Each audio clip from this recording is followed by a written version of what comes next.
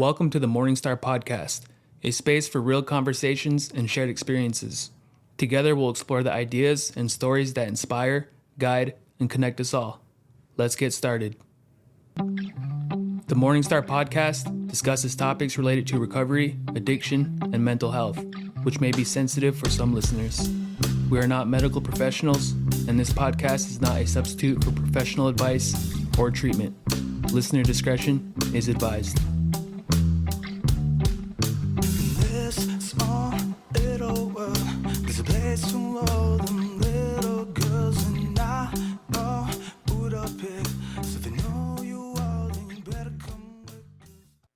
All right, welcome back, everybody, to this episode of the Morningstar Podcast. Cray Hudson here. Happy to have you back here. It's a nice Tuesday afternoon. Getting ready. School started today, so it's a good thing. I have Brad Brown here. We were just talking about Brad or Bradley and the pros and cons of each, and I'm excited to have Brad on here. When I had never met Brad before he came in to work for MHA Recovery, but I do know that the position that he is currently in, that the need that was there for the position, kind of being nosy and following along in the in the process and the hiring process and the needs of Good Road and kind of what they were searching for. When Brad's name came up, there was a lot of excitement and there was a lot of energy behind it. There was a lot of, this is the guy. He's always been the guy, the expertise, the knowledge, the passion, the decades of service he's given to this field. It seemed like it was kind of a no-brainer. It was kind of a slam dunk. It was something that people really seemed happy and felt really good about, and that was really cool to see. That was really cool to hear. I think as MHA Recovery has evolved, you know, we always look for that next individual, the person who can take us to that next level, who can kind of fill us in with those thoughts, can bring those, you know, intuitive ideas, can bring the heart for what it is that we do. And it seemed like Brad checked all the boxes, and now we have him here. How long have you been with us now? Well, just a little over 6 months. I Cool. started in the end of January. Cool. And so kind of as we go along in these episodes, you know, we like to talk about the people. We like to talk about the change makers, the individuals within MHA Recovery that are bringing, and not even just MHA Recovery, but the whole idea is like, what is out there? What is out there? What is available? Where do people come from? What is it that makes them do what they choose to do? And why do they choose to do it? And having somebody who has really dedicated their life genuinely to this is, I don't want to say it's a rare thing, but it's a special thing to have on this podcast in particular. So we're super happy that Brad is taking time out of his day to visit with us and tell us a little bit about who he is and what he does. So really happy you're here. Let's start with just your background. Where do you come from? Okay. Well, thank you. First of all, I want to thank you for having me on the podcast today. I really appreciate that. You know, my story goes back to Western North Dakota. That's where I grew up. Yep. Little town called Sentinel Butte. I grew up north of Sentinel Butte, North Dakota. Where's that by? It's out by Beach, Medora area. Okay. Out there. Yeah. Sometimes with North Dakota, like somebody will say like, I'm from this small town. And then I'm like, where's that by? And then they'll say another small town. And we'll have to get through like 3 or 4 small towns before I kind of figure out where they're from. Absolutely. Yeah. West of Dickinson and just a few miles from Beach. Yeah. And then ended up going to Beach High School. But anyway, I grew up on a ranch north of Sentinel Butte, about 16 miles out there by the Westerheim community was the name of it. Mm-hmm. Just a township area with a small country school. And I went to country school for this, kindergarten through 6th grade before we had to go into town. That school closed. We went into Beach for junior high and high school. But, you know, so that's kind of where I grew up. And I tell you, when I was about 15 years old, my father passed away from cancer. And so we had to move off the ranch, and my oldest brother took it over at that time. And it was kind of in a way, shattered some dreams and hopes that I had of taking over the ranch. You know, as the youngest boy in the family, you kind of think that, hey, maybe someday this would be something for me. Anyway, we had to move into town, and thankfully I was able to work for my oldest brother in the summer out on the ranch and stuff. But cool. You know, got involved. I'm a person in long-term recovery. Cool. So got involved at a very young age with alcohol. Yep. Probably my first drug of choice. Tried some other drugs throughout the course of my usage, but high school was a pretty rough time after my dad passed. The day after he died, he died on July 3rd, 1977, and July 4th, I was drunk. Sure. And that's just kind of how I grew up. It's what we did Yeah. in a smaller community. I'm sure my mom prayed for me a lot that I'd get help or that I would stop or that I would quit or see the light or whatever. There was a number of years in there where I got in a lot of trouble with law enforcement and school and friendships and relationships and all of that goes with drinking and drinking in excess and drinking to the point of blacking out and passing out. And between my junior and senior year of high school, I went down south to Oklahoma and Texas and got on a custom combining crew. And that was a pretty rough time.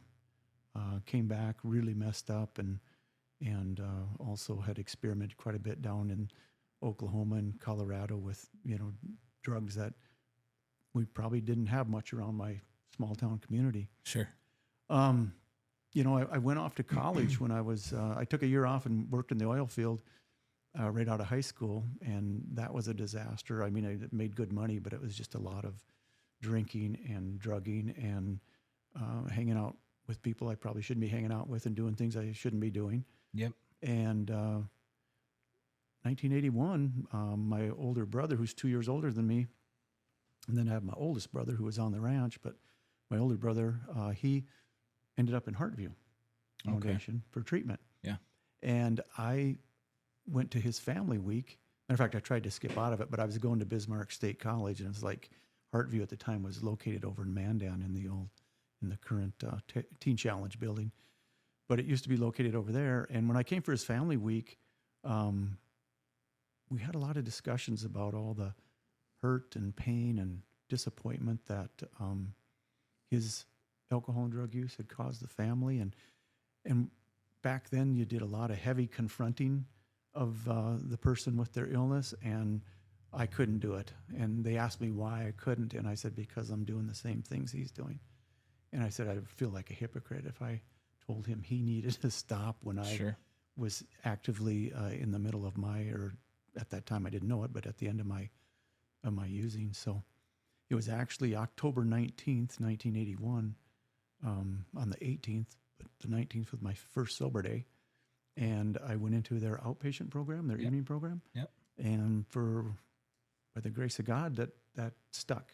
Mm-hmm. And one treatment, one time, and at 19 years old, made sense to me for some reason. Yep. I'm going to tell you, the first 5 to 6 years were really rough because I was, living life, right? I changed a few things, but not much. But the only thing I changed was I stopped using. Yeah. And so there was a lot of attitude and ego and all that stuff that goes with somebody who doesn't know anything about personalities and how to handle and cope with certain things. But in and out of jobs, worked in auto body for a couple of years, back to the oil field. And in 1985, I just made the decision to join the North Dakota Army National Guard. Cool. Because I wanted my schooling paid for or at least some assistance with it. And at that time, I was living in Williston, North Dakota. And I decided to go back to college, but I didn't know what exactly I was going to study. I thought I was going to study engineering, but I took a semester of that and found out, I wasn't real good at that. But about Christmas of 1985, I made the decision to start studying psychology and pursue an addiction counseling degree. Sure. And by this time, I was 4 years sober and clean. And one of my sisters sat down with me during that time because I was really not sure what I wanted to do. And I had gone through some struggles with my own mental health kinds of things. And she just said, hey, you ever thought about becoming an addiction counselor? And I said, well, I've thought about it, but I haven't given it any serious thought. Mm-hmm. So I enrolled at Minot State, and during that time I was continuing with my National Guard career and went through officer candidate school, and I graduated from Minot State in 1988 and went to work at the Human Service Center in Minot. Sure. North Central Human Service Center. And I had completed all my training and everything, but I was actually working as a intern, and I had my trainee work all done, my hours all in, but I was working as an intern. And during that time, you could sit for your written exam and your oral exam. And so I did all of that. And I believe it was about 1990 or 91, I was finally fully licensed and was working in the field. And one of the things, I always talk about this too, because my recovery really started to take shape back then. I was getting more involved in support groups and AA and things like that. And while I was at Minot State, and even when I was here in Bismarck, going to Bismarck State, I would always try to seek out AA and NA meetings that had a little bit younger crowd, so to speak. And I found a good group out at University of Mary that I would attend every Thursday night. And I did that for the whole time I lived here in Bismarck back then. But even in Minot, just seeking out good support groups and also really taking a look at the spiritual side of recovery. Sure. And what that meant to me, even though growing up, in a Christian home, I really struggled with having my life in order for sure. And so really started to look into some of that and, as a way to help support my recovery. But one of the things I talk about this in almost every interview I've ever been in for a job. Sure. There's always a turning point in your career, or there might be, not maybe for everybody, but for me, there's been several turning points in my career that I look back on that kind of helped shape my career, or I look back on those times and I say, that was probably the best experience I ever had because it really helped me develop as a person and as a counselor. And what happened was I had been working at North Central for about, I can never get the years right, but 2 or 3 years. And my supervisor approached me and she said, would you be interested in helping us develop a program in Parshall, North Dakota? And I'm like, okay. She goes, you'd be working with the Native American population and we would get you some training and you'd have an opportunity to work at what we're going to call, it wasn't even developed yet, but the Parshall Resource Center. And I'm like, okay, sure, I'm interested. And she goes, it'll involve, driving to Parshall 4 days a week for Minot. There won't be any extra pay and blah, blah, blah, all that stuff. And I'm like, hey, it sounds like a great opportunity. So she said, for the training, we want you to go down to Fort Yates and spend a week down there with Dwayne Silk and his crew and learn a little bit about their program that they have going down there. And so I said, absolutely, I'll go down and do that. So I hooked up with the addiction counselors that were at West Central Human Service Center, a couple of them, and we went down for a week down to Fort Yates, and they were actually helping Dwayne start a program down there. Cool. And I basically gathered all their information, took good notes, and brought it all back, and we started a program in Parshall. And it started out very small and very basic. And first thing we had to do was find a building. And a gentleman by the name of Jerry Irwin was pretty instrumental in helping us get things started there. And my supervisor, her name was Ann. She said, let's just start off small with an aftercare group. She said, we have a lot of kids from Newtown, Parshall area, adolescents that are coming back from, at the time, the state hospital had an adolescent SUD program where they did inpatient treatment. And she said, we want to do some aftercare follow-up services for them. And I said, sure. So I got in contact with Circle Life. And I said, hey, do you have anybody that would be interested in aftercare over in Parshall? I'll come down once a week and meet with them. So we started meeting over at Circle Life in Newtown. And then once I got a big enough group, we pulled them into the building there in Parshall. And it was the old jail, I think. And it wasn't even remodeled yet. It was just still pretty rough shape, and the roof leaked and all that. Yep. And there was always water on the floor. Whenever it would rain, we'd come in there and sweep up the water and get it out of there. But that group was very rewarding and very challenging at the same time, because I saw some adolescents make some big changes in their life, even though they were struggling at home, right? And some of their home lives weren't real weren't very positive, I guess would probably be a good way to put it. Some of them were dealing with, active addiction in the home, with parents that were still using and things like that. And so we would kind of game plan and talk about, how can you get through a day? How can you get through a week? How can we get back here next week and meet again? So that's kind of where it started. And then we gradually progressed into what we call a day treatment program, where we met Monday through Thursday, kind of a 9 to 3 time frame, where we did education and process group and worked on assignments and things like that. Got everybody involved in support groups. And I did that for about 2 years. And I always talk about that experience because it kind of, I think, shaped some things for me, and it's kind of led to some very unique opportunities for me. It was probably some of my first exposure to the culture, to the Native American culture. And I was very grateful for that because I didn't grow up around that at all. How did they accept you? Or not, maybe that's not the right word. How did you integrate into that community? Well, at first,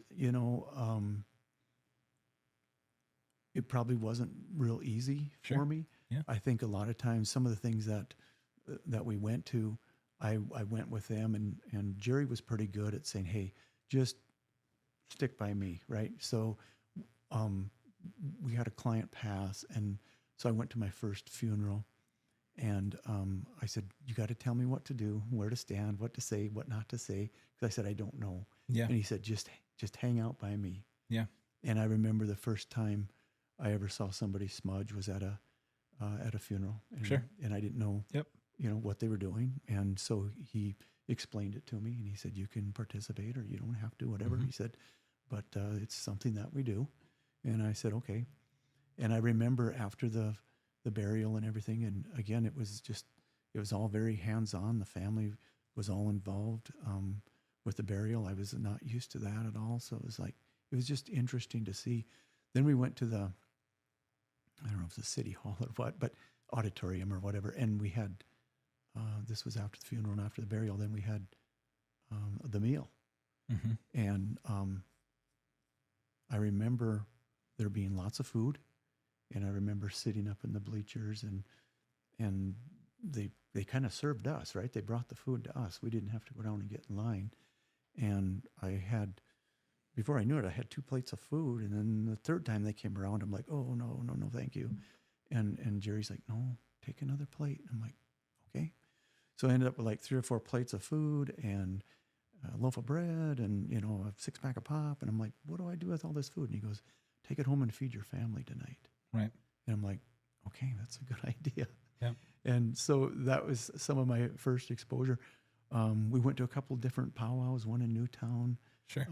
one in, I think, either Twin Buttes or Mandry. I don't remember. I know that there was some of us back then. I had just started getting into road racing a little bit. And so some of us ran a 5K or a 10K or something. And we ran right into the grounds, the parade grounds. Yeah. And so that was kind of interesting and participating in that. So that was some of my first exposure.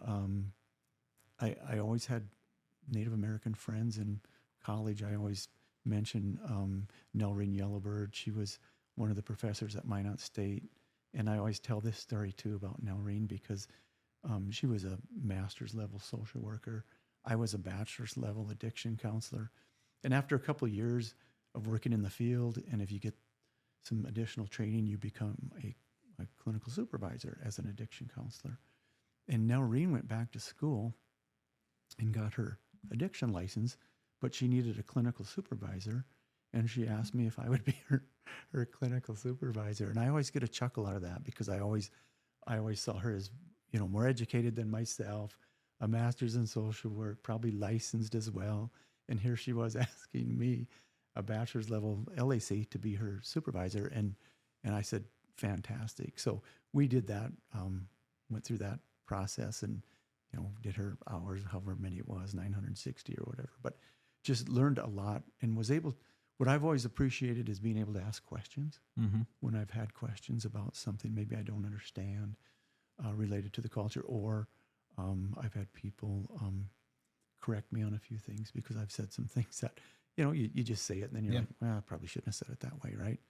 And so that I've always appreciated as well. Cool. How about the just to kind of go back a little bit, when you had mentioned, so as the clinical director these days at Good Road Recovery, and you went back and you said that you would attend support groups and kind of look at the spiritual side, knowing the position you're in now and the experience that you have and the education that you have. How do you juxtapose the spiritual and the clinical of recovery for the individuals that come in, knowing that, tribal or, Native American culture is very ingrained in the individual coming in? That's something that they're raised with, something that they're brought up with, something that really is just in their blood, and from the piece of clinical, maybe it's black and white, maybe it's a step-by-step process, right? Where on the other side, the spiritual piece is not really linear. It's a process. It's an up and down thing. It's a day by day. It can be a day by day pull. And so how do you, or is that important to you to make sure that both sides are addressed, both sides are appreciated and improved upon within the programming and within kind of the day to day of the individuals and the clients that come in? Well, I think it's very important, and Sure. I also appreciate the uniqueness of, the things that are going on at Good Road Recovery because of the ability to bring in the culture team to do things with the residents and the individuals that we're serving. I think it's vital. I think it's important, especially for those who want it, right? Again, some people really are either further along in their illness than others, Mm-hmm. and therefore struggle with Mm-hmm. relapse, which is, again, I see that as part of the illness. But somewhere along the road, the hope is that, they would see what it's doing for other people. Mm-hmm. And I think that's part of the hope Mm-hmm. that is instilled by not only the staff, but also by the culture team when they come in and talk about different aspects of the culture and the importance of that and how it can help them heal. Mm-hmm. And a lot of the and then one of the goals is to try to bring back some of that traditional healing, some of that traditional Sure. medicine, if you will, Yep. to help people enhance their recovery. Because to me, like I said, I think it's vital and it's important. I don't know, to be honest with you, and maybe that's why some people struggle, is maybe they don't grasp that spiritual aspect of Sure. it enough. Yeah, that's a good, I 100% agree. And it actually kind of goes back to another question I had for you as well, is that you said you went to treatment one time. You said kind of one and done, and you've been able to make it work and within that. So that's kind of been that's my experience as well. I went to treatment one time back in 2015, and I feel like I was in as bad a spot as anybody Sure. could be at that time. But I've been able to keep that since then. Again, going back to your experience, why do you think it took you one time? Why do you think it takes other people multiple times? Well, I think there's a couple of things I can point to. Mm-hmm. Number one, I'll never forget this. Sitting in that room, like I talked about, family week with my brother, and seeing my family just hurting and in pain. And Sure. I had some too, but I wasn't really in touch with it because I was like, well, Foggy. that's his problem. Yeah, you right. know, Yeah. and that's Yeah. not me. And I'd never do that, although I was doing that. Right. Yeah. So, but seeing how it hurt my mom and my family just tore my heart out. Sure. And I remember them asking me if I wanted an evaluation, and I looked at my mom and she was just crying, and I said, yeah, I will. And again, I had no intentions of abstaining for a long period of time. Let's put it that way. I thought if I could go to treatment, stay sober and clean for 6 months, get my family off my back, then I can go back and come back and be a Yeah. social or normal Reset user, everything. right? Yeah. Yep. I And so understand that was my goal, 100%. And I'll be honest with you.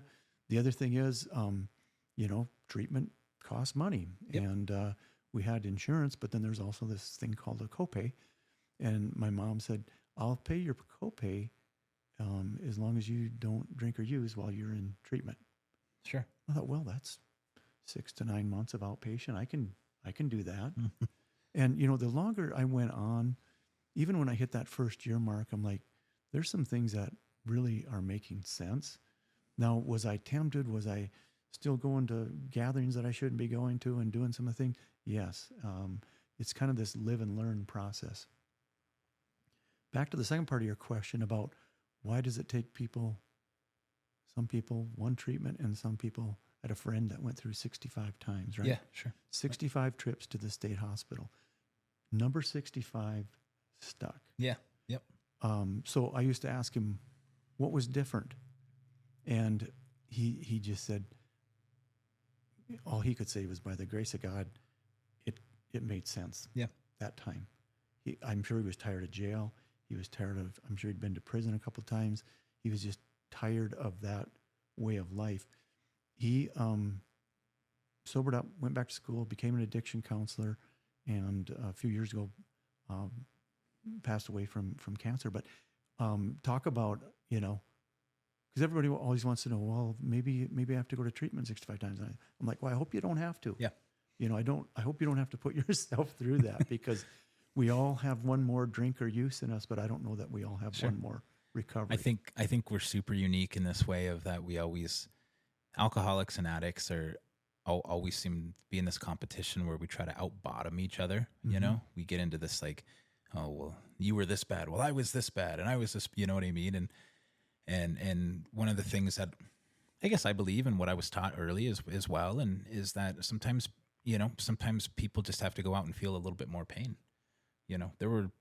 I probably told myself, looked in the mirror, and I swore up and down, and I meant it. I meant it with every fiber of my being that I was done drinking, that I was done using drugs, that I was going to stop this time for my family, for my girlfriend, for my friends, for my grandma, for my employer. You know what I mean? There was just the litany, the list was a mile long of commitments that I made of why I was going to stop and why it was important and why I meant it.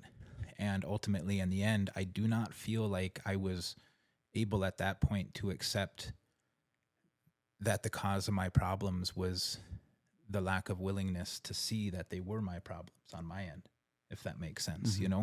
I hadn't really been through a lot of external consequences. Being fired from a job because of alcoholism was not a consequence. It was just a lack of, like, I got caught. Next time I need to do this differently. But that doesn't mean I'm going to stop drinking. Mm-hmm. It was only when mentally I didn't want to live anymore. Physically, I was on bond. I was looking at prison. I didn't have anything. I was living in a hotel room. I was all of these things.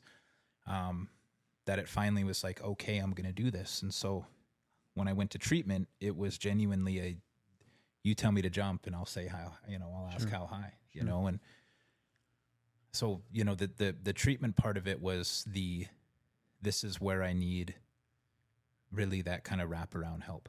I need to be told that my clothes smell and I need to do laundry. I need to be told that it's bedtime and I have to brush my teeth. I mean, genuinely, I was 27 years old and I had no life skills or life experience other than I'm really good at drinking, using drugs, and treating women poorly. Mm-hmm. That was it at that point in time, so, but I agree as well of like, you see a lot of these people and just, you've been around, you've been in the rooms, you've been in the groups for decades as well. People come and go, people go back out. There's sort of the idea if somebody's gone for a little bit that they've picked back up, that kind of thing. But, eventually there is that, like, when does it land? When is it going to land in my heart and in my mind and in my head? And I think as well, being in the career that you've chosen, have you seen have you seen the needle trend more towards like what we maybe perceive, or maybe what you perceive as success? Maybe what you perceive is this thing is clicking, you know, this thing is working, this thing is humming in this individual's life. And it's because we've implemented, you know, A, B, C, D, E to help them get to this point. Does that make sense? It does. And I think there are times when, you know, a person would see that or notice that there's been some significant change that has helped them either work through something or come to terms with something in their life that they maybe never dealt with in the past. Sometimes that is the key. Flip side of the coin as well is, you know, people deal with things and then you think they're going to be rock stars in recovery and they come back in a couple of weeks or a couple of months, right? Sure. Because they've had a pretty strong relapse. And then I've seen the opposite too, where someone's really struggled in treatment, didn't do very good, and you just like, well, I don't know how they're going to do. They're, you know, not going to probably do well in recovery. And a lot of those individuals are the ones who end up turning things around rather quickly. For sure. I remember one time I moved to Fargo to work in private practice for a while in the mid-90s after I was at North Central. And then I worked we lived in Fargo for a number of years, West Fargo. And I came back to Bismarck one time for a conference, probably the behavioral health conference for all I know. And two separate occasions, two different individuals came up to me and said, hey, I don't know if you remember me, but you were my addiction counselor when you lived in Minot. Yeah, cool. And now I'm an addiction counselor. And I'm just like, wow, good for you. Congratulations. That's awesome. Yeah. And then later that afternoon, a guy comes up to me and said the same thing. Yeah. And I'm like, you know, for confidentiality purposes, it's great that my memory is, you know, recall's not that great. But I'm like, he said the same thing. Izzy would appreciate that one. And I said, you know, good for you because I don't recall you, but that's just awesome. And where are you working and what are you doing? Yeah. You know, you get that kind of information, but they both pointed to something that was said in group or was presented to them, and both different, right? But was presented to them that it just, the light went on, you know? I think the big book calls it a spiritual awakening, right? You don't have to get hit by a bolt of lightning, but something just has to click. Yep. Something has to make sense, whether it's your mom sitting there crying her eyes out, wanting you to get help because she doesn't want you to die or go to prison. Yeah. You know, that might be the magic moment for you to say, I better, you know, rethink my life situation here. Do you want to share one that you've had, and I'll share one that I've had? A spiritual awakening, a spiritual experience, anything along the way? Sure. Go ahead. You want me to go first? You go ahead. first. You go ahead. Give me a little time to. I mean, that was one of mine. Watching my mom there. But. Yeah. Okay. I appreciate you say that because, like, my journey has not been a flash in a pan. It's been very incremental. And what I know at 6 months, I knew a little bit more at a year, and what I knew at 2 years, a little bit more at 5 years, and I just had 10 years last week, and I know a little bit more now, you know. And one of the most profound is very true. It's kind of embarrassing, but here it doesn't matter. Here we are. Is I used to be a very fearful individual in my relationships with women, you know, my girlfriends, and I've been married now for 2 years. We actually had our anniversary yesterday, but I've been with my wife for about 10 years. And a lot of my behaviors of fear I carried into my relationship with her when I first got sober. And what I mean by that is like who are you talking to? Who are you texting? Where are you going? You can't, you know what I mean? Like just like insanity. I mean, to the point where I would lose my mind if I could not account for my girlfriend for longer than an hour. You know what I mean? And it was not violent or anything like that, but it was like mentally taxing. And it was probably maybe even a little mentally abusive to her. Does that make sense? You know, of like just this constant barrage of where are you going? What are you doing? This and this and this. And honestly, I probably did that for about 2-3 years.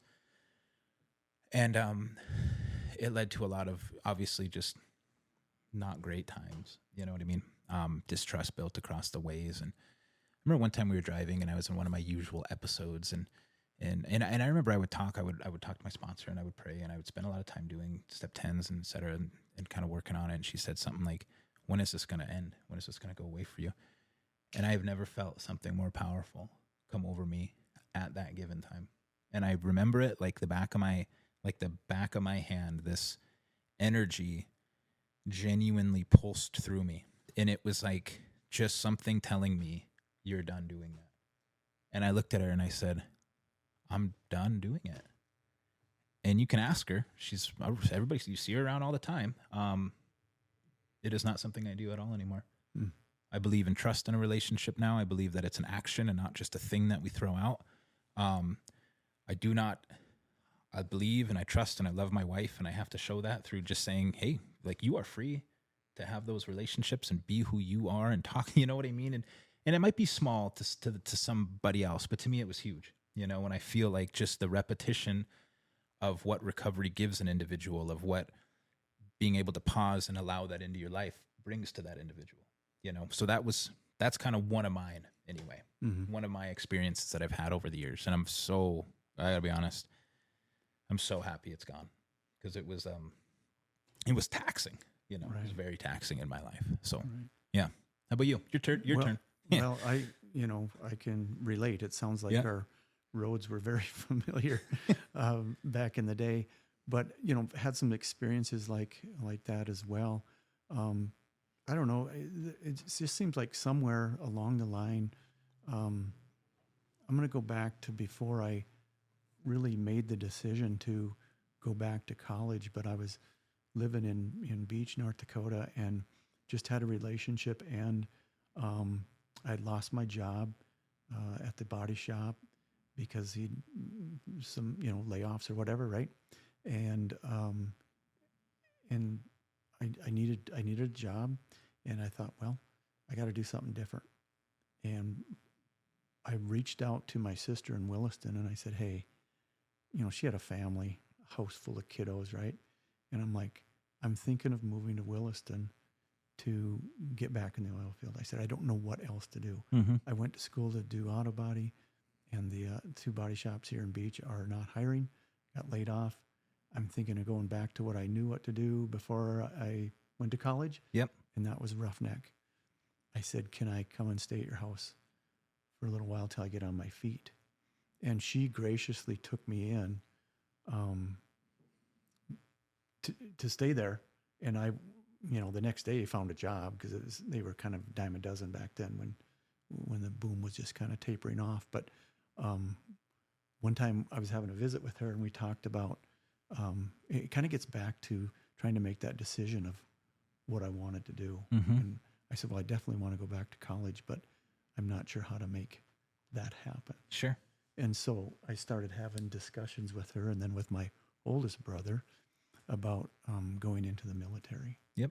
And I was 22 years old, so I wasn't, you know, an 18-year-old fresh out of high school, you know, wanting a new adventure. I was 22 years old trying to think about my future, because I always felt a couple of things: inferior and immature.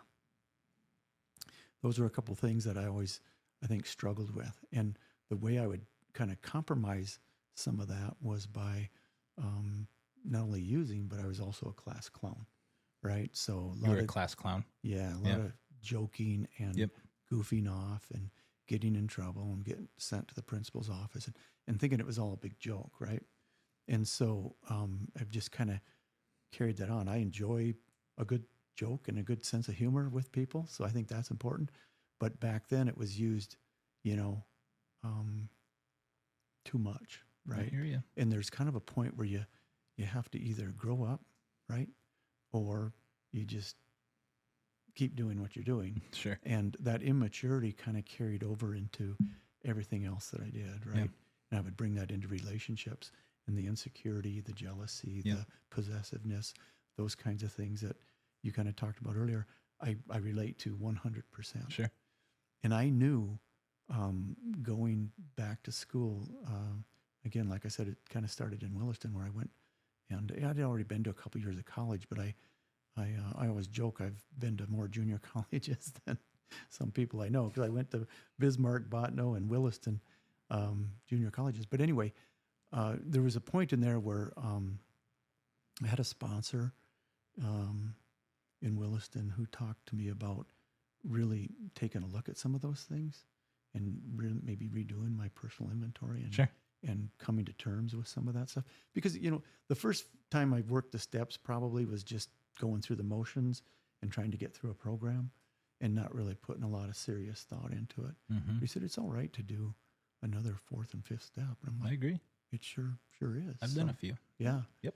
And so, until it kind of just becomes automatic for Yep. you, Yep. But I went and did another fourth and fifth step. And I think that was kind of that turning point, that 1985, 86 time frame where I just made the decision that it's got to be different. Sure. And again, call it a spiritual awakening or just, coming to know or getting to know or realizing some things or finding some things out.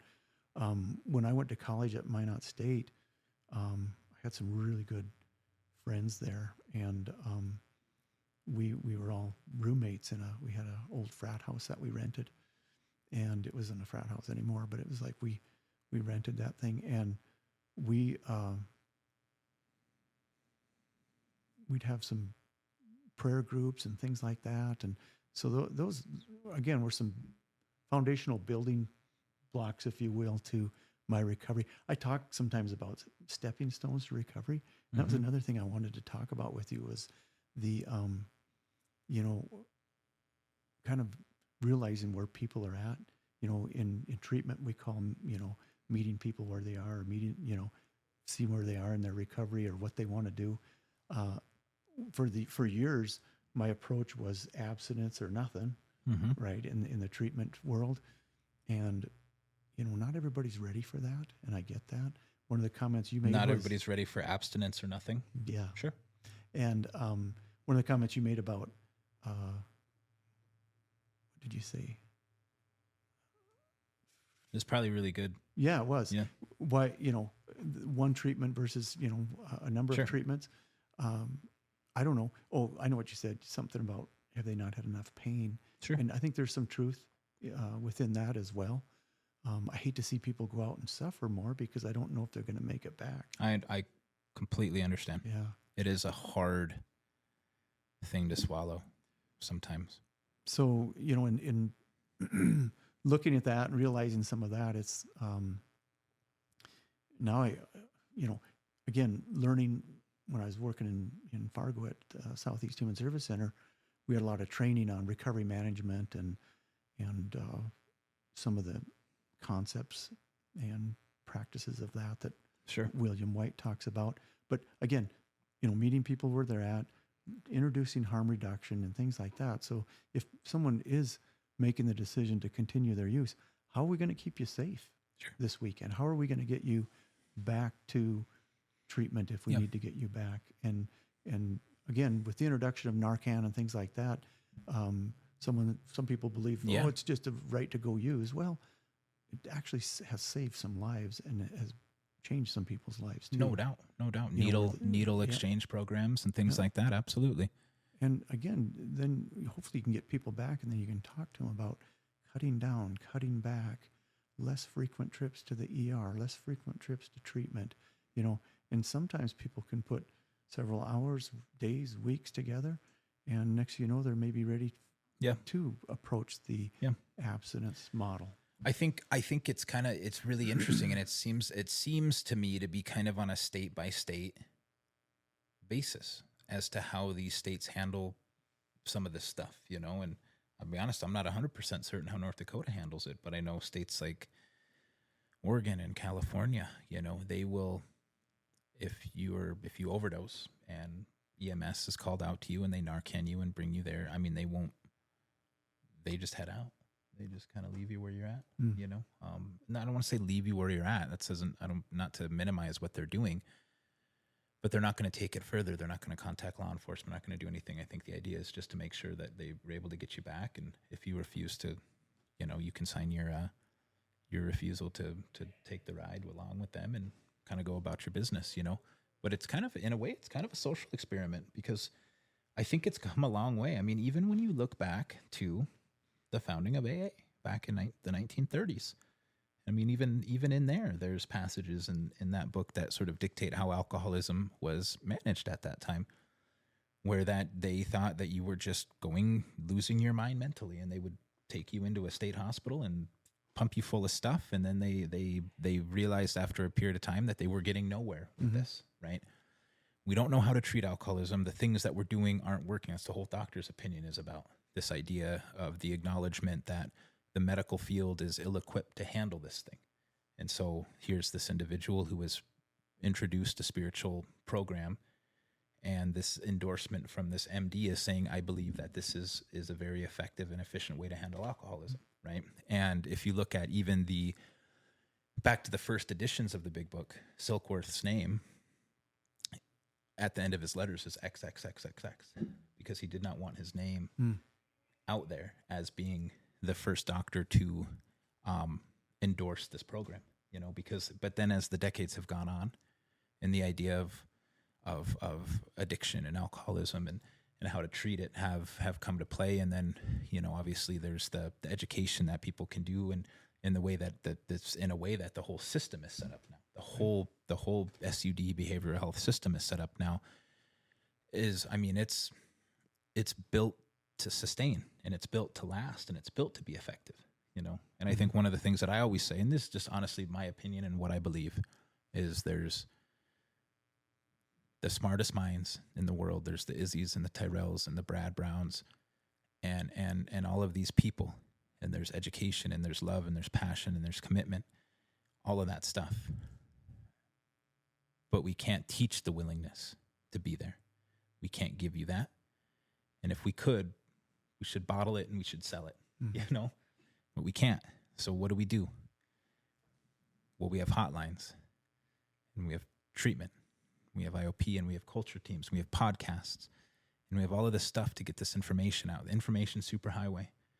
And we can place you in a moment's notice in 12 hours, probably, likely, even sooner, And we've created these places for our members to go to, room and board, to come. We'll just eat some food, sleep.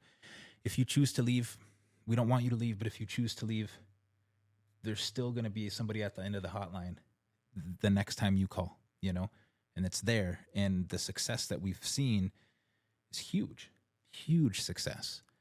And then at the end of the day, though, again, this is still just my opinion, is that we can't teach that willingness. And I don't think we do anybody any favors by dragging them to what we think is the right thing for them all the time. Does that make sense? It does. Because I didn't know what in the world I was doing when I got sober, and I struggled and I battled. And after I got out of treatment, I went back to my hotel, and I pieced it together. But what I did have was a group of men that did for me everything that I try to do for the men that come into my life. And that's be honest, love them, but don't do everything for them. Right. Let people have experiences. I honestly think that's a huge thing, is people need to have those experiences. You can call me and I can give you my experience on a question, and I'm happy to do that. And if it helps you, that's good. But I also don't really believe all the time that there's really good and bad thing. There's just perspective. We could get fired because of our drinking, and we could cry around and kick the rocks and kick the chain link fence, whatever. But the perspective is that maybe this is the good perspective, is that maybe this is a real thing that's impacting my life in a very profound way. And if I don't get a lid on it right now, I'm going to lose even more than my employment. So maybe this is the opportunity to make the call to the hotline to do it. Right. So it's like perspective. Right. If it's bad, it's bad, and we just want to box it up and throw it away. But if it's good, maybe not good, but if it's profound or meaningful, then it can change. It can lead to something, And so I think that's how I feel. But I want to ask you one or two more questions. Okay. What would you say there to, I always try to ask this question, is what do you say to the individual who is out there who has not made the call and is thinking about making the call but can't get themselves to make the call? what would you say to that individual right now? Well, you hit on a couple things already, but the number one thing is be honest with yourself. Sure. Is what you're doing getting you where you want to be, right? And they talk about the definition of insanity, right? Yeah. Doing the same thing over and over and expecting different results. Yep. Hey, if what you're doing, if your will isn't working for you, maybe there's a different way. Mm-hmm. And have you thought about a different way? Have you thought about reaching out? Have you thought about asking for help? And again, for some people, that's a pride thing. I get it.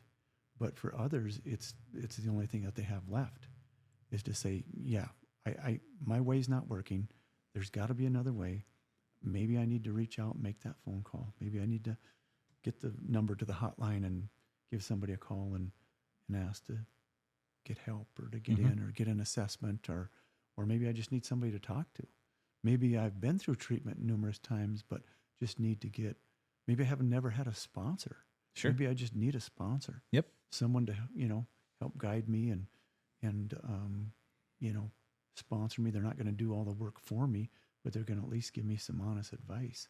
And I think that's why some people shy away from getting good sponsors is because they can't manipulate them anymore, right? Yeah. Good sponsors don't let you manipulate them. It's Yeah. like, when you need help, call me. If you decide to drink, it's probably too late. You Sure. know, I don't want to talk to you when you're intoxicated. Yeah. But before you get to that point, feel free to reach out. Yeah.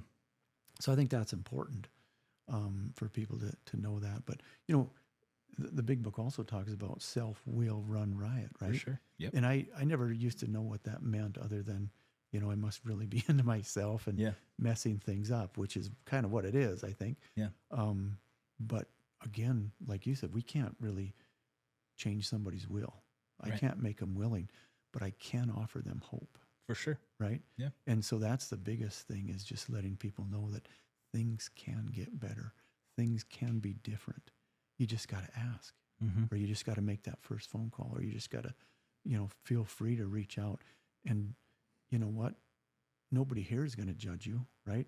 I've not run into any judgmental people Yeah. at Good Road. They're just, everybody's so compassionate, willing to help, willing to reach out. And nobody's ever said, oh, about time you got here, I mean, those are things that I heard other counselors say to people Sure. at other treatment centers. And it's like, what do you mean? That's not very welcoming, Yeah. But it's like, we probably already know that, right? We've probably shamed ourselves enough and realized that when we're finally reaching out, we want to have that, hear that support on the other end. Yeah. Can I mention one more thing, kind of going back to some of Yeah. the things you were sharing? You were talking about some of the history, which I think is fascinating. I've got a book on my desk up at the office that talks about the history of treatment and recovery in the United Sure. States, right? Yeah. And Dr. William White talks about, he's one of the authors of the book, but there was several authors, but he talks about even going back to some of the first recovery on the East Coast was with Native Americans. Interesting. Yeah, in the 16 and 1700s and into the 1800s. And, he talks about the Red Road. Yep. We've all heard of that, Yep. right? That was even before AA or anything else. And it was traditional medicine that people were using Interesting. to seek recovery. And I read that the other day, and then I'm thinking about what we're trying to do at Good Road and bring some of that back. It gets me excited because I think there's a lot of potential there. That's cool. Should something like that happen. But credit to, and he named some of the tribes, and I don't remember them because they're from the East Coast. I don't have all them memorized, but Yeah. He gave them a lot of credit for just the, again, traditional, foundational kinds of things that they did with their people to get them sober and clean. I just thought it was fantastic. That's awesome. Yeah. That's outstanding. Well, Brad, I want to thank you for coming on. You're always welcome back. Actually, I feel like I could talk to you for another hour. I'm dead serious. I feel like we didn't get to cover everything, but I think that'll make the next time you're here even more impactful. I really appreciate you coming out, and I really appreciate you taking your time out of your day. Brad Brown, clinical director up at Good Road Recovery, doing amazing job leading the people up there, and we're really, really grateful that you're here. So thank you for coming. Thank you for having me, and I look forward to coming back. All right, outstanding. Thank you, everyone. With me, 'cause in this life we live free, yeah. this life we live free, we live